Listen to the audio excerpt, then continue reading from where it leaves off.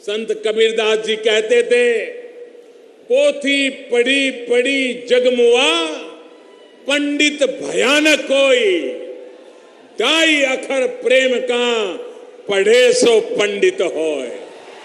साथियों, कबीर ने सारी जिंदगी उसूलों पर ध्यान दिया, दुनिया के उसूलों पर नहीं, अपने बनाए और सही समझे उसूलों पर। मगहर आने के पीछे भी तो यही तो वजह थी। संत कबीरदास जी ने तब के बादशाह को चुनौती दी थी, और कबीरदास की चुनौती थी, डर की बात कहो दरवेशा, डर की बात कहो दरवेशा, बादशाह है कौन भैसा।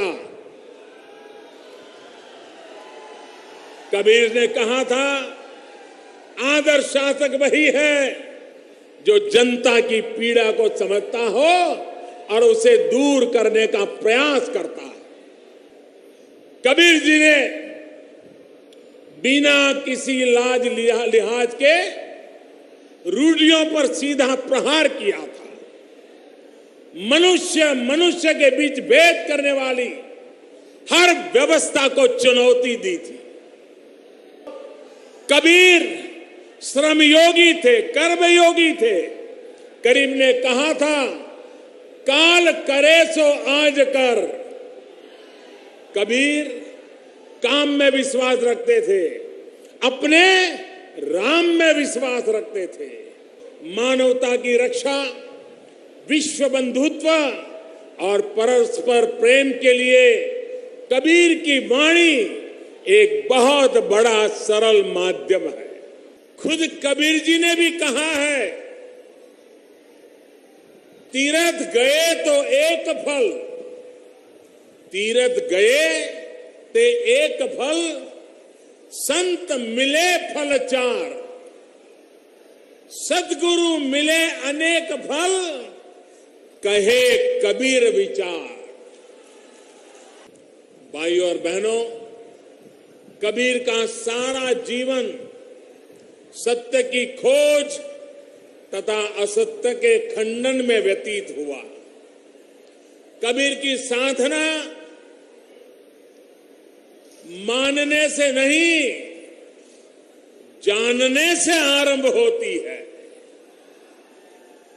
वो सिर से पैर तक मस्त मौला स्वभाव के फक्कड़, आदत में अक्खड़, भक्त के सामने सेवक, बातकात के सामने प्रचंड दिलेर, दिल के साफ, दिमाग के दुरुस्त, भीतर से कोमल, बाहर से कठोर थे। वो जन्म के धन्य से ही नहीं, अपने कर्म से वंदनीय हो गए। महात्मा कबीरदास वो धूल से उठे थे, लेकिन माथे का चंदन बन गए। महात्मा कबीरदास व्यक्ति से अभिव्यक्ति हो गए, और इससे भी आगे वो शब्द से शब्द ब्रह्म हो गए।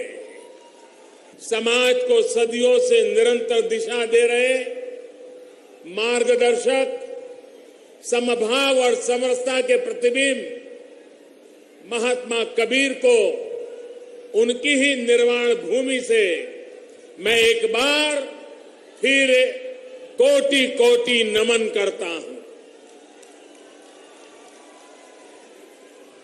ऐसा कहते हैं कि यहीं पर संत कबीर, गुरु नानक देव और बाबा गोरखनाथ जी ने एक साथ बैठ करके आध्यात्मिक चर्चा की थी।